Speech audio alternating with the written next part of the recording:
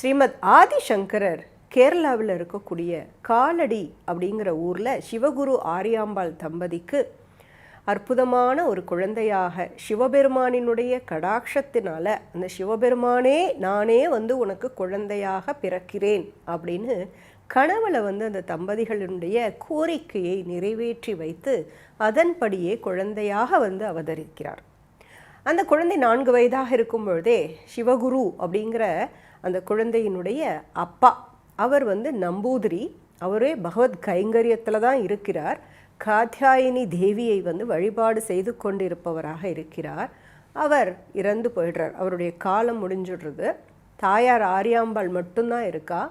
5 வயதிலேயே இந்த குழந்தைக்கு பூணல் போட்டு வேத அத்தியாயனமும் செய்விக்கப்படுகிறது.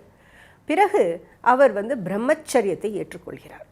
அப்படி இருக்கிறச்சே வயது 8 ஆகும் பொழுது தன்னுடைய தாயிடம் அனுமதி பெற்றுக்கொண்டு அவர் சந்நியாசம் பெற்றுக்கொண்டு முறைப்படி தன்னுடைய குருவை தேடி பயணிக்கிறார். காலடியிலிருந்து பயணிக்கிறார். அந்த சமயத்தில் நம்முடைய பாரத தேசம் எப்படி இருந்தது அப்படின்னாக்க 72 சமயங்கள் இருந்தனவாம். அப்பொழுது பௌத்தமும் சமண மதமும் மேலோங்கி இருந்தது. மக்களிடையே ஏகப்பட்ட மூட நம்பிக்கைகள் பெருத்து காணப்பட்டதும்.